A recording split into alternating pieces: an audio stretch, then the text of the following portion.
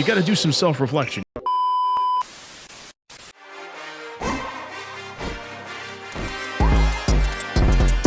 Thank you so much for joining us again. Welcome. Thank you. Welcome. Yes. Welcome to Real Business Roundtable. He says, thank you for watching. He's like, No, that'd be so funny.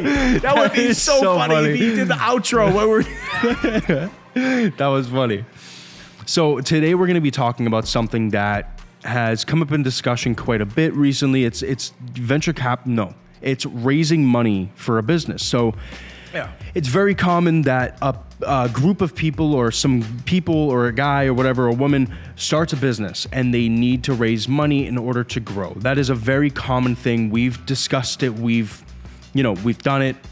Kind of, not really, but we've pondered the idea on some of the cool things that we work with, and we kind of like we want to make this episode because a lot of people think that it's only one way. And we want to talk about the benefits, which there are. There's a benefit, and there are some downsides that I feel that people should be aware of, which has stirred me away personally to not exactly jump in so fast. But there are definitely some pluses. yes. So the whole conversation around getting money in your business from a VC, from whatever it is. Getting capital somehow, you have to get rid of something, and that's equity. This is where it starts to get a little weird, because I have friends of mine who own pretty large companies that initially just went full into getting money in their business, and in some situations that's one of the only ways to grow.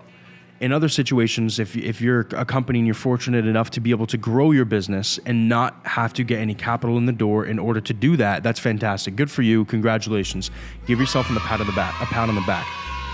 Now, we're not talking about someone buying you out. We're not talking about anything like that. We're talking about purely adopting a partner that buys into your business in order to grow, and you use that money to grow your business. There's goods and bads, like he said, and that all revolves around the equity. People like to have control within their business. And I'm going to give a quick synopsis and let Andy kind of run with it, but people like to have control with their business. It's a passion. It's their baby. It's something that they put in hours and hours of sweat and tears to grow and to build and to turn into something that they have dreams and goals of. Now, when you are looking for investors, and you're looking to get some money in the door, you have to give up some equity. That is where you lose control sometimes of the thing that you are growing, of the thing that you want to grow and build. And that's what we're gonna kind of get into today is why that, what you have to be careful of when looking for investments, when having someone invest in your company. Yeah, so at face value, when you look at, okay, I'm going to have X amount of dollars raised in a round one,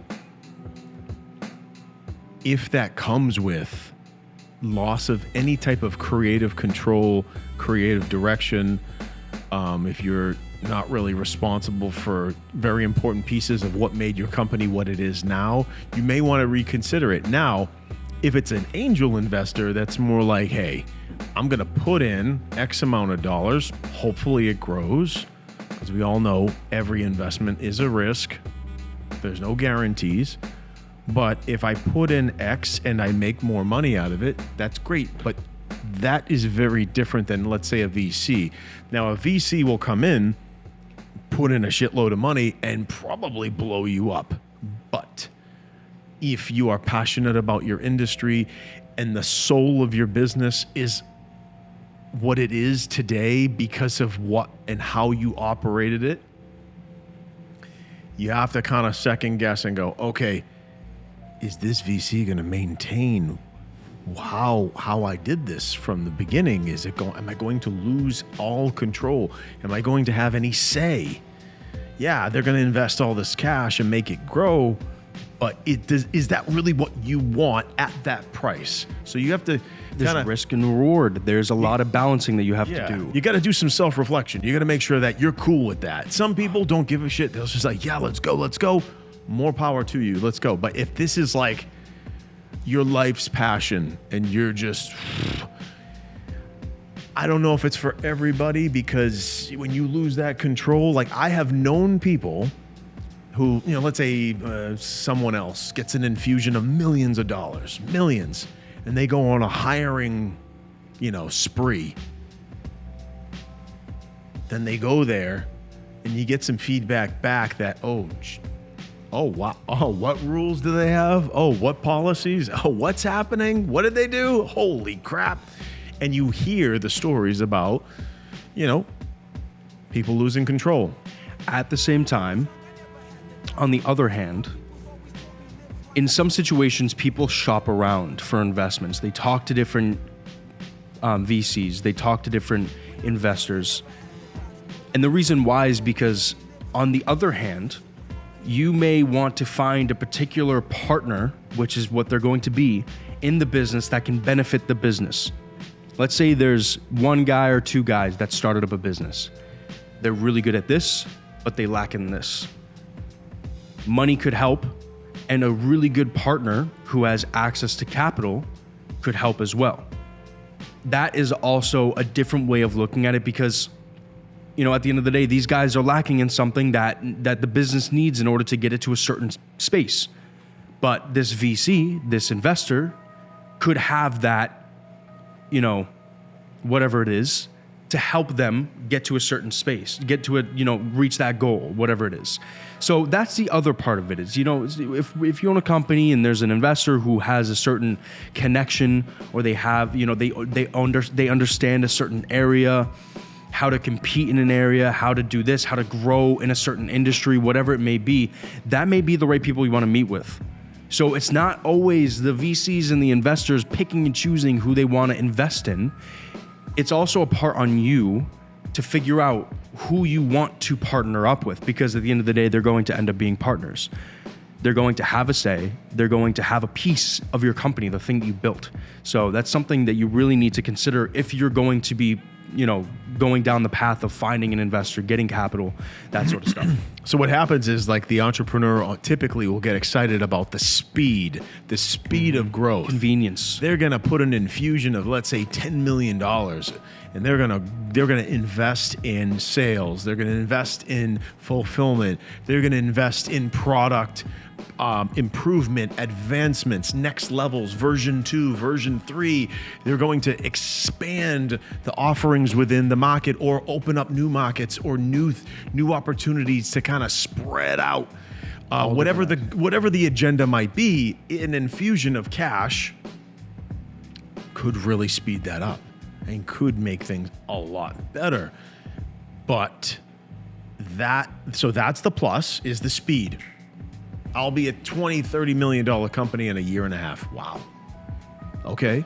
But at what price? And is that okay for you? And if it's not, that is okay. Doesn't make you a bad company. It just means you want to kind of keep running the way you are. You kind of want to just build it yourself. And here's the other thing. This would work really well for people who don't have the ability to sell or hire salespeople. Because if you lead with revenue and you can actually produce revenue as an entrepreneur, you can grow at a more gradual, slower pace by having a small, tight-knit team to handle the business development, to handle the marketing, to handle the lead generation, lead nurturing, etc. So it's not always, I have to have an investor. You don't have to, especially if you have some kind of sales or marketing process. Advertise, get the lead, and so on. And then you build your business that way. And this all comes down to relationships. If you are a business and you don't want to get rid of any equity, you don't want to get another partner, you don't want to, get an investor, you just don't want to, your relationships are very beneficial. The way you build repertoire with certain people can be very beneficial. This is all stuff that we've talked about in the past, the network. I mean, that's one of the reasons why one of our businesses does well, without having to get any equity give any equity or get any investments. So it's definitely a lot of value there in marketing and being able to do all that stuff yourself. It's just going to be a lot more gradual. a little bit more bumps in the road, but you know, you can get there without it. Definitely, it's 100% achievable. Yeah, build partnerships, build strategic partnerships, network, find people that know people that could use your product or service, and just kind of like, you know, slow and steady wins the race. There's nothing wrong with being the turtle. Mm-hmm. One thing I will say that's extremely important, especially with growth in a business, and I'm just going to keep repeating myself, honestly, because I think it's very important, is delegation. Any business from doing 100,000 a year, $1 million a year, to that wants to reach, you know, 100 million a year, 50 million a year, whatever. Delegation with the right team. If you can find the right people and you can manage having these people on your team, find the right people, delegate tasks within the company. That's the first and one of the most important aspects of being able to grow. And then obviously, you know, money allocation, but delegation, for me, is what I've learned is so important. Finding people to do these tasks that help the business grow and finding the right people. Because if you can find the right people who share that same energy as you, share that same mindset, that same goal, the sky's the limit. Thank you so much for joining us today on Real Business Roundtable. We hope you enjoyed today's episode. Please like, subscribe, turn on post notifications to get notified every single time we post an episode. Like and subscribe. Check us out on Instagram for clips, updates, more. We'll catch you next time. Peace out.